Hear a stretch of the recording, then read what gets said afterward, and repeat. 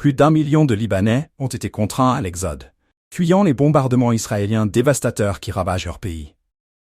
Dans cette quête désespérée de sécurité, de nombreux habitants des colonies du Sud ont traversé le pays pendant plusieurs jours, cherchant refuge dans des lieux sûrs, comme le monastère chrétien de Seydat al-Najat, au nord du Liban. Les récits de ceux qui ont vécu cette expérience sont poignants et témoignent de l'horreur d'une situation qui rappelle les pires épisodes de conflit. Le père Gabriel Kairoula, abbé du monastère, a ouvert ses portes sans hésitation. Nous n'avions rien prévu, mais face à l'urgence, nous avons décidé d'accueillir ceux qui avaient besoin d'aide, explique-t-il. Actuellement, le monastère abrite 350 familles, principalement originaires du sud du Liban. Parmi elles se trouvent également des Africains, souvent domestiques pour des familles libanaises, qui se sont retrouvés sans abri après la violence.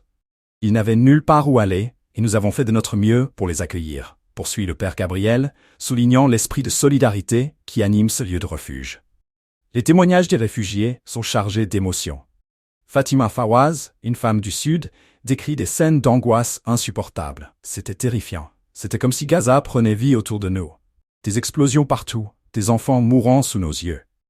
Nous n'avions d'autre choix que de prier.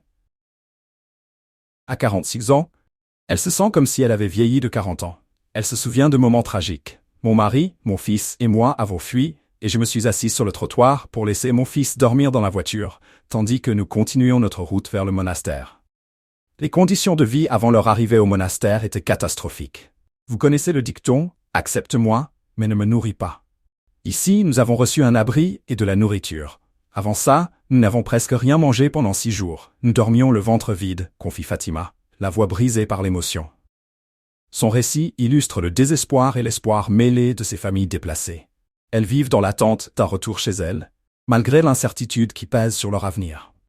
Le Liban, après des décennies de guerre civile, est marqué par une mosaïque religieuse complexe, divisant le pays entre musulmans chiites, chrétiens et autres confessions. Dans ce contexte, l'ampleur de la crise actuelle souligne une réalité tragique. Au sein de cette diversité, l'unité face à la souffrance est plus cruciale que jamais. Alors que le nombre de réfugiés continue d'augmenter, les actions des communautés locales, comme celle du monastère, deviennent essentielles pour soutenir ceux qui ont tout perdu.